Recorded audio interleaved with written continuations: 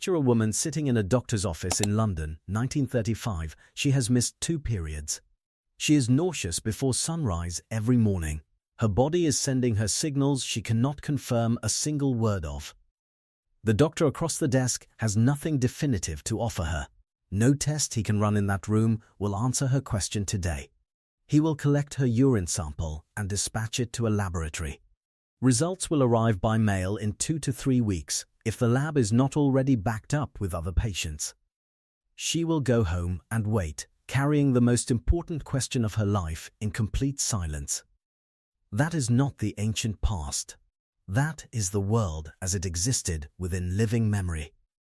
Think about what it meant to miss a period in 1920, or in 1890, or even in 1940.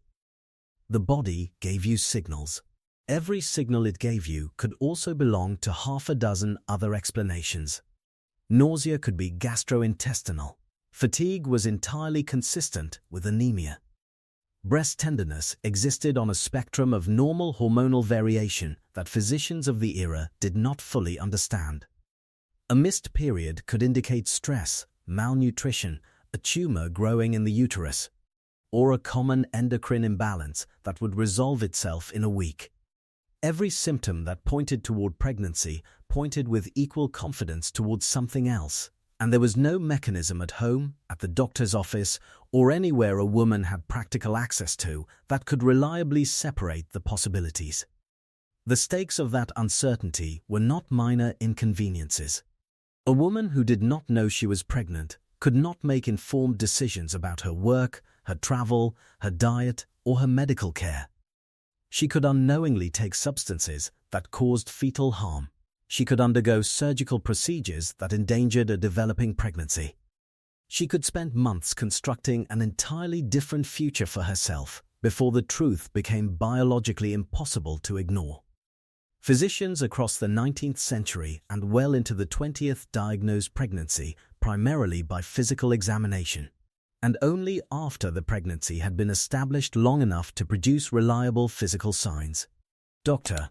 James Reed Chadwick documented in 1886 a distinctive bluish discoloration of the cervix, Chadwick's sign, visible around the 8th week.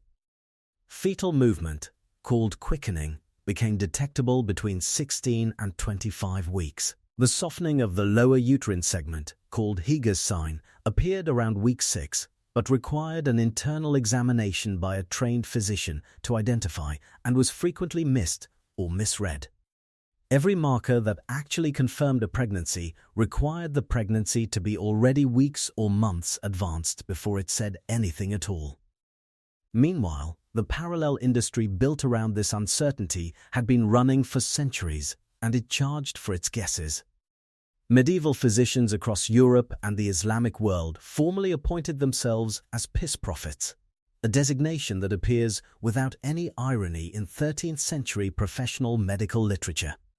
These men examined urine for color, consistency, smell, and behavior when mixed with other substances. A clear, bright yellow indicated pregnancy. A cloudy reddish-brown did not. A woman was instructed to soak a linen ribbon in her first morning urine, then burn it and hold the smoking fabric under her own nose. If she gagged, she was pregnant. These practitioners charged fees, held guild certifications, and were taken as seriously as any other medical specialist of their era. The accuracy of every one of these methods, combined and averaged, was indistinguishable from guessing. The women who received confident diagnoses from these men, positive or negative, were no better informed after the consultation than before it. By the early 20th century, you still could not know with any certainty that you were pregnant until your body had been visibly pregnant for months. That is where this story begins. The oldest documented pregnancy test in recorded history appears in Egyptian medical papyri. Both the Berlin Papyrus and the Carlsberg Papyrus, dating to the New Kingdom period around 1350 BCE, describe the same procedure. A woman fills 2 small containers with soil, one seeded with barley, one with wheat. She urinates into both containers every day for 10 days. If neither seed sprouts, she is not pregnant. If one sprouts, she is. Egyptian physicians believed the grain that sprouted first also predicted the child's sex. Barley for a boy, wheat for a girl. The method moved through Greek medicine, appeared in medieval Islamic medical literature, survived into a book of German folklore published in 1699, and, according to one documented account, was still in practice in parts of Asia Minor in the 1960s. For 3,000 years this was treated as folk superstition. In 1963, researchers at a controlled laboratory decided to actually test it. They watered seeds with urine collected from pregnant women, from non-pregnant women, and from men. In approximately 70% of cases, seeds watered with urine from pregnant women showed clear germination. Non-pregnant and male urine samples did not stimulate growth. The ancient test worked. The probable mechanism, researchers concluded, was elevated estrogen levels in the urine of pregnant women acting as a growth stimulant for the seeds. The Egyptians did not know what estrogen was. They had no framework for endocrinology. They had observed, recorded, and repeated across enough generations to isolate a pattern that contained a real biological signal. By the time the 20th century arrived, Western medicine was still 3,000 years behind them in practical accuracy for this particular question. What came between Egypt and the 20th century in European medicine was, with few exceptions, useless.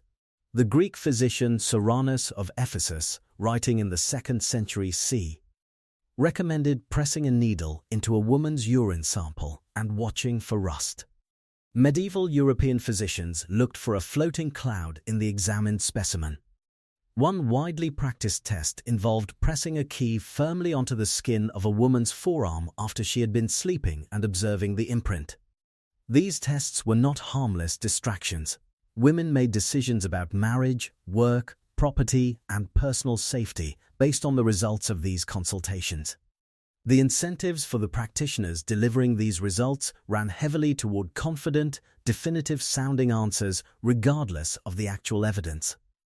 In 1927, working together at the Women's Clinic of Berlin's Charité Hospital, German gynecologists Selma Aschheim and Bernhard Zondek identified the specific compound in pregnant women's urine that made those earlier guesses unnecessary. They called it prolan. We now call it human chorionic gonadotropin, or HCG. Produced by the developing placenta within days of a fertilized egg implanting in the uterine wall, HCG floods into the bloodstream within approximately 2 weeks of conception and exits in detectable concentrations through urine. For the first time in recorded history, there was a single specific biological marker that definitively indicated pregnancy. The Egyptians had been capturing something real in their grain germination test for 33 centuries. Aschheim and Zondek finally explained what it was. The test they built around this discovery was accurate, available to physicians, and required the death of 5 mice for every result. A sample of the woman's first morning urine was injected into 5 immature female mice over 2 days. 4 to 5 days later, the mice were killed, dissected, and their ovaries examined under a microscope for signs of hormonal stimulation. A positive result meant pregnancy. The test was 98% accurate. It also took nearly a week, required a trained laboratory, cost money, demanded access to a physician to order it, and killed 5 animals per answer. The American refinement, developed by Maurice Friedman and Maxwell Edward Lapham at the University of Pennsylvania, substituted rabbits for mice and gave the culture the phrase "the rabbit died" as a euphemism for a positive pregnancy result. The phrase is almost universally misunderstood today. People assume the rabbit died only when the test confirmed pregnancy. The rabbit always died. Positive or negative, every single test required the animal's death so its ovaries could be examined. Every time. Always, the phrase just meant the test had been run.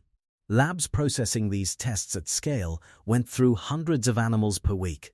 A diagnostic service in Edinburgh was running thousands of tests per year by the mid-1930s, serving clinicians and hospitals across Britain. And none of this was accessible without a physician's referral, a laboratory appointment, a waiting period measured in days, and a fee. A woman who could not get to a physician, who could not afford the fee, who lived in a rural area without laboratory access, had exactly the same options she would have had in 1680. Wait, watch her body, and guess. The 98% accurate test existed in a building she had no practical route into. This is the history no textbook includes, because it lives too close to the body. Too specific, too intimate, too real. But it is exactly the kind of history that explains why ordinary life looks the way it does today. Historia Survival exists to dig into this, the survival math of daily life, before modernity made it all invisible. Subscribe if you want more of this every week. And drop a comment right now telling me where in the world you are watching from. I want to see that map fill up. Here is where the frog enters. Lancelot Thomas Hogben was born on December 9, 1895, in England, 2 months premature, into a devoutly Methodist household. His parents declared his survival miraculous and promised God he would become a medical missionary. Hogben became an atheist with radical views on reproduction and a career that pulled him through London, Cape Town, Aberdeen, Birmingham, and eventually to the position of first Vice-Chancellor of the University of Guyana, which he abandoned 16 months after accepting it. He was a zoologist and a statistician. He studied frogs. In the late 1920s, working in South Africa, Hogben began examining the African clawed frog, Xenopus laevis, a tongueless, flat-bodied amphibian about 3 inches long. Native to sub-Saharan Africa and entirely unremarkable to look at. He noticed that these frogs changed skin pigmentation depending on the environment of their early development. Frogs raised in dark tanks turned black. Frogs in pale tanks turned nearly white. Frogs in the wild became greenish-brown. He hypothesized that the pituitary gland was regulating this coloration. He removed the pituitary glands of a series of frogs, confirmed that coloration disappeared, and demonstrated that injecting pituitary hormone extracts into degland-fed frogs could restore it. He was mapping hormonal signaling pathways in an obscure amphibian when a specific observation shifted everything.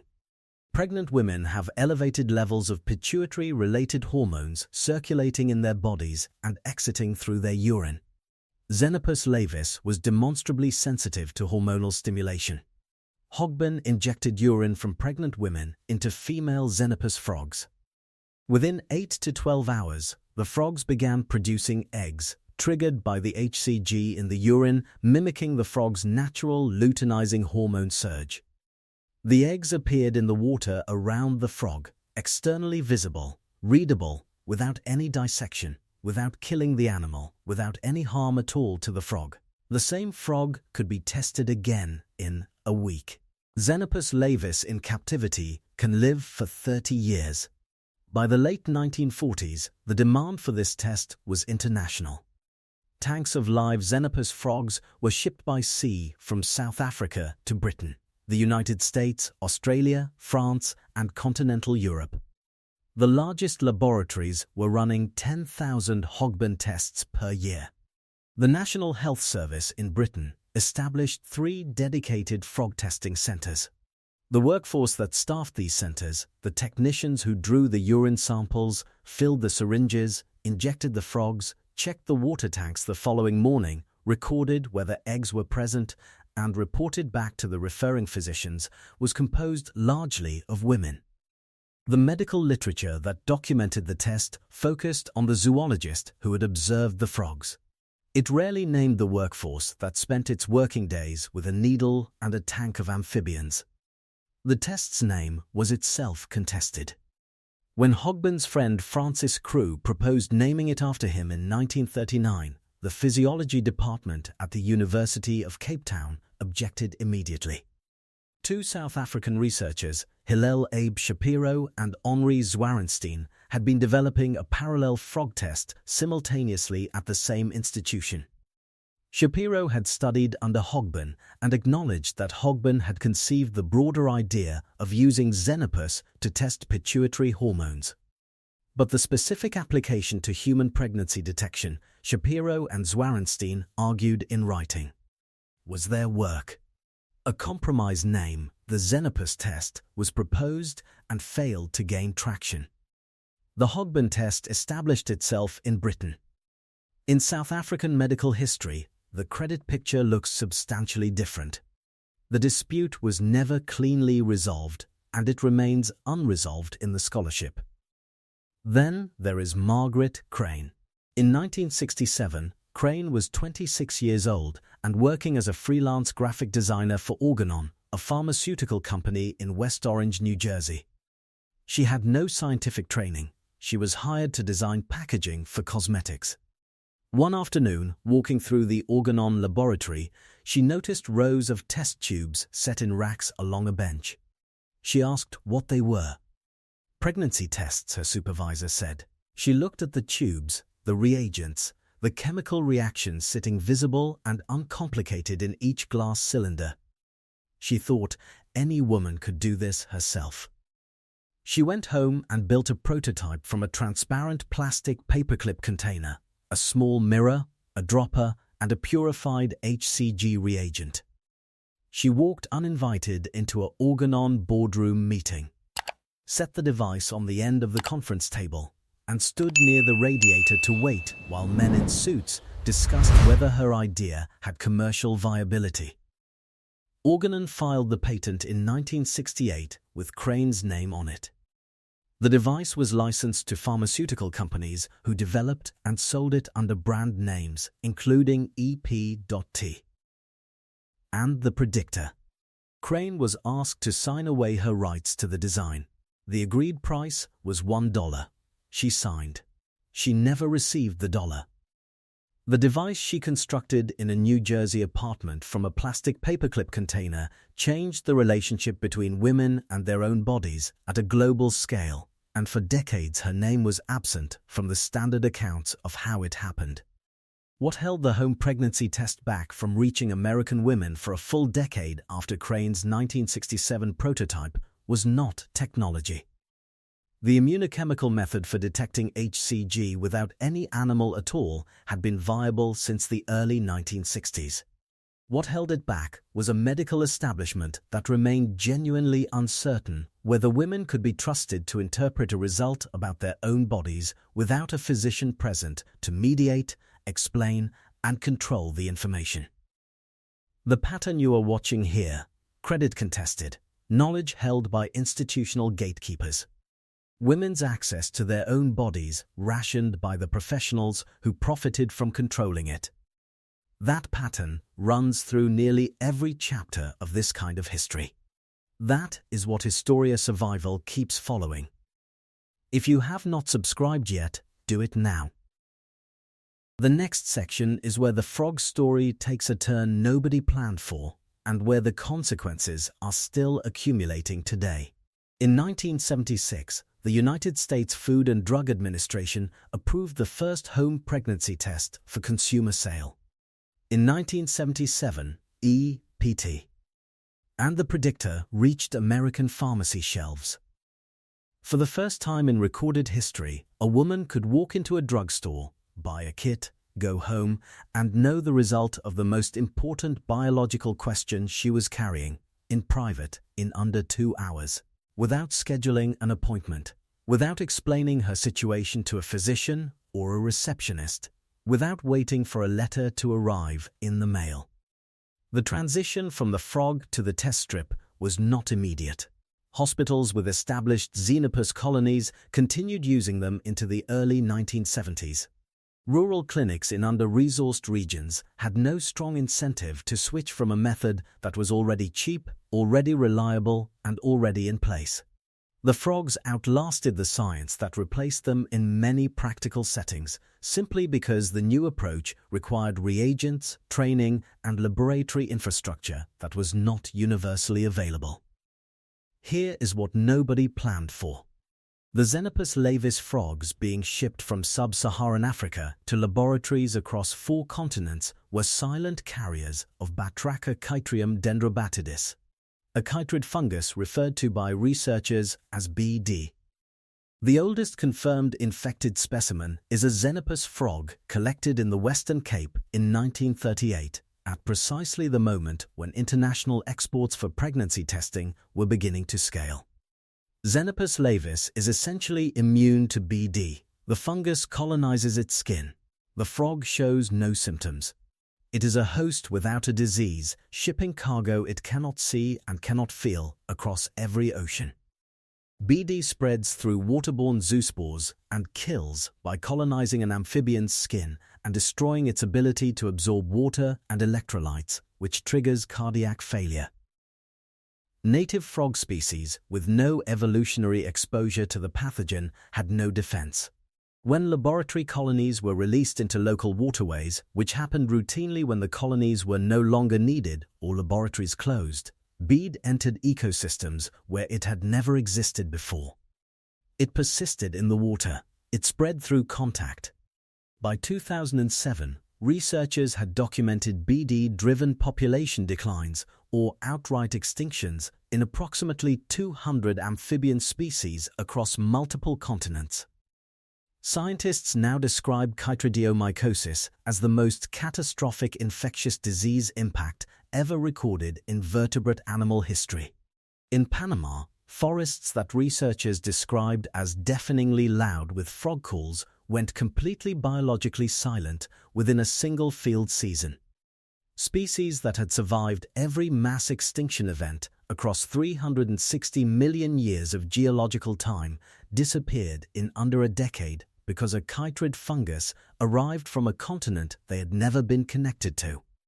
The frogs that confirmed the world's pregnancies were transporting, invisibly and without any awareness on anyone's part, the mechanism of the worst amphibian pandemic in natural history. The cost of that transaction was not paid by the laboratories, by the physicians, by the women who sent in urine samples, or by the women who eventually used the home test strip. It was paid by species that appeared in no human medical record and had no standing in any regulatory proceeding. Around 1,895 species of frogs, salamanders, and caecilians are currently listed as threatened or endangered. The golden toad of Costa Rica was last documented in 1989 and is now extinct.